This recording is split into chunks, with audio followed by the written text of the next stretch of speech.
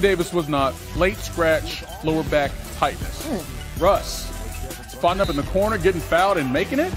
Okay. A little later here, Devin Booker, pull up.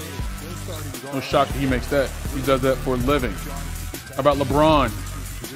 He's been in the league forever, man, and still out there doing it off 1 foot, getting the bounce. Stop, LeBron. Just stop with that. By the way, have you seen his golf swing on IG? I have. He's a basketball player. That's all I got to say. Well, I mean, it doesn't look any worse than mine. Fair enough. DeAndre Ayton gets through some contact. More from the Lakers. Off the miss. Austin Reeves gets it out to LeBron. Knocks down a three. How about the very next possession for LA? Gets it to LeBron, and he pulls up from the Waldorf Astoria, in the middle of the strip. Okay. And then find Wenyan Gabriel. LeBron, 4 assists, 23 points in just 17 minutes of action. But the Lakers lose 119-115. Embarrassing quote of his career.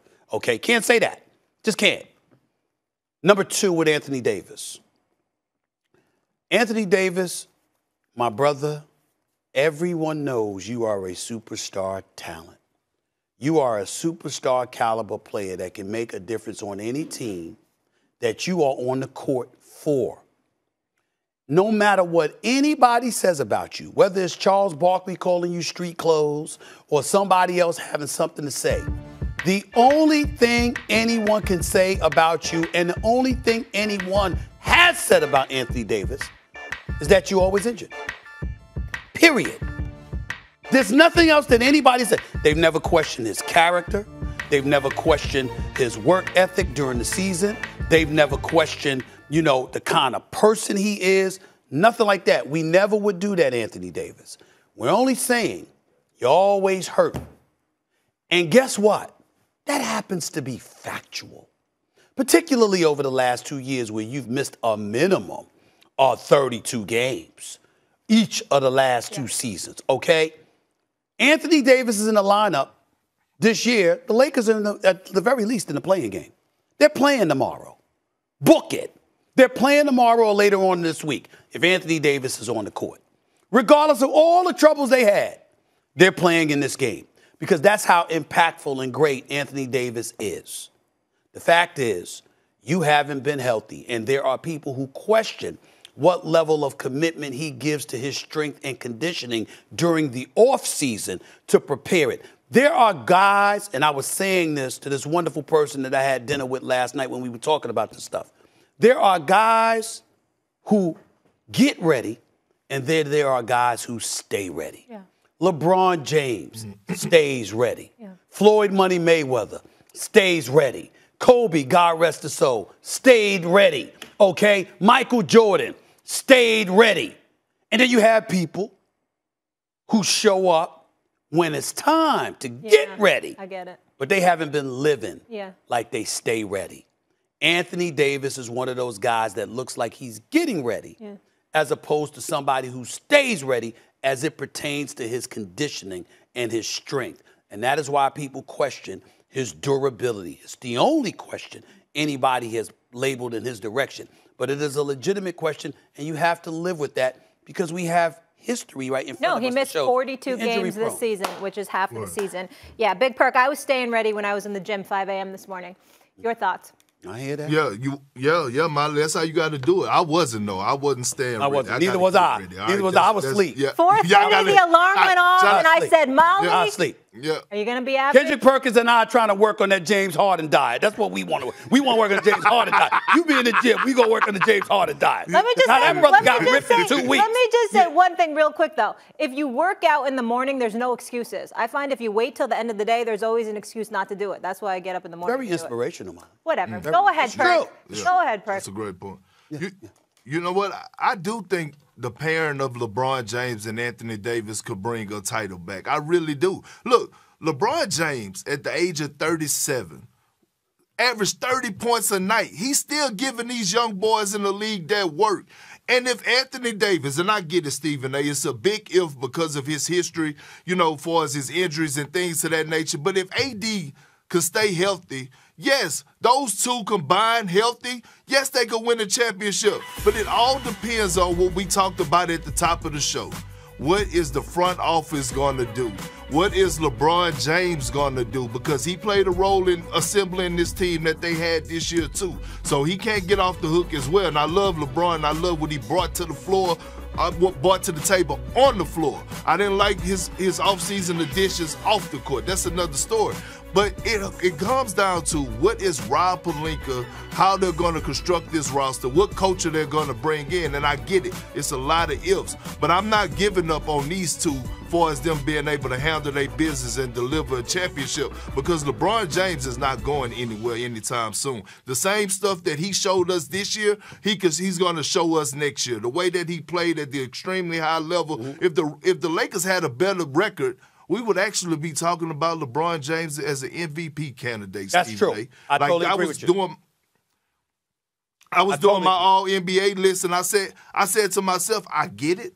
There's 16 games under 500, but how can I not reward LeBron James for making an All-NBA team? One of them. I didn't say first team or second team, but just one of them. That's how special he has been this season.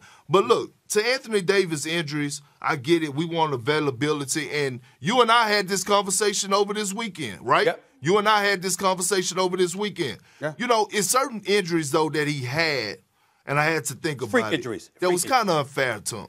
Yeah, like he couldn't control the rolling on somebody's foot for us with his ankles and things to that nature. But look, I would tell Anthony Davis this.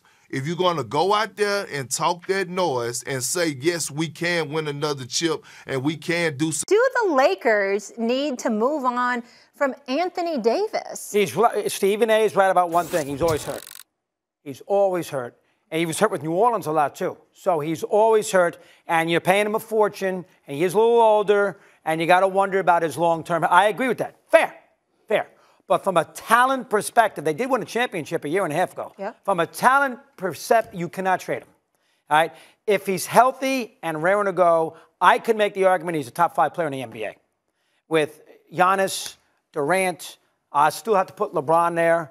I can make the argument he's top 5 player when he's healthy and raring to go. Now, again, the last year and a half, last year he got banged up, hurt in the Phoenix series. I understand that. This year he misses 4 weeks. He seems to have these calf issues constantly. All fair. But if you're trying to win a championship, which they are year to year, you cannot trade him. You got to keep your fingers crossed. You have to hope that somehow he's going to be able to get you through 60 regular season games and be raring to go in the postseason, because their goal is not to be the 8th seed and rebuild for the future. No, He's not a shooter. He's a baller. He can attack the basket with vigor. If I was him, I get the ball, I attack constantly, or I drive to kick it out. That's the only thing that I do. I don't think about shooting jump shots if I'm Russell Westbrook, okay? Particularly in tight games, because that's just not his forte, and it's been proven time and time again. If Westbrook had a jump shot, we'd be talking about him as one of the greatest players we've ever seen 100%. In our lives, because he has everything else, but the jump shot is not there. To get to Anthony Davis, first of all, I'm not a fool here. We know that the Lakers can't move Anthony Davis unless Anthony Davis agrees to it. He has to agree to being moved. That's the kind of deal he's got with the Lakers. We understand that. Having said all of that, I'm not throwing any shade on him in terms of his talent. I think that Anthony Davis is an all-world talent when healthy. Now, I don't like the fact that he goes up against a Greek freak and gets completely annihilated, where the Greek freak drops 44 on him, hitting 17 to 20 shots, and Anthony Davis has barely an answer for it. If there's one person that is supposed to be able to deal with the Greek freak other than Embiid, it's supposed to be Anthony Davis. Can I say one thing real quick? Greek freak last night, 50 on 21 shots. I know it's against the Pacers, but still. But I'm just saying, you going up against Anthony Davis, and Doggy will appreciate this, the personal pride. You know, I mean, this is the Greek freak here. He's coming into the house. You understand? Play better. So, I mean, in L.A., at the Staples Center. Yeah, play better. You are supposed to step up and answer that call. Okay, so they deal Anthony Davis. How's this playing out? What do they need to get? Here's my point. You've lost Brandon Ingram. Mm-hmm. You've lost Lonzo Ball. You've lost Kyle Kuzma, the Montrezl Harrells of the world, and others. You think about the multitude of pieces that the Los Angeles Lakers, and it wasn't all for Anthony Davis. Once it was Anthony Davis, but the year after that, they gave up additional pieces. If you're going to look like this, where you going? We're talking about the Lakers struggling to get to the play-in game. Where you going? So if that is the case, right, you have to accept, because Golden State's not going anywhere. Phoenix is not going anywhere. Memphis has arrived. Good team. Memphis has arrived. Utah can't be summarily dismissed. And when you look at the Clippers, just 2 games under 500, just imagine for a second if Kawhi Leonard and Paul George were healthy. So if I'm the Lakers, I see 5 teams that are better than me. Even if LeBron James and Anthony Davis are playing because of the parts that I have around them. Yeah, timeout. But is that because of injury and not talent they are where they are? I will say this to you. Anthony Davis and LeBron James being injured, if they weren't injured, I think they wouldn't be in the play-in, but I don't think they'd be better than the 4 teams I mentioned. Okay. And so because of that, now we have to look at the rest of the team. And even though people say improve the parts around you, well, guess what? If you got LeBron James at age 37 under contract and you got Anthony Davis under contract and you got Russell Westbrook there, you got to figure out a way to look at life beyond LeBron James. You already got a chip. Okay. And I got to get better parts around him. So the one player with extreme value that somebody would be willing to take a chance on because he's only 28 years old is Anthony Davis. Hey, he's not right. They're not going to do it. Right. They're not. But he's not right. But Stevie makes some good points there. And the problem with Westbrook is he needs to be on a team where he commands the ball constantly and he go win his 43 games. He needs to be on a team where he's the big star and he can do what he wants and he can go 44 and 38 every year and not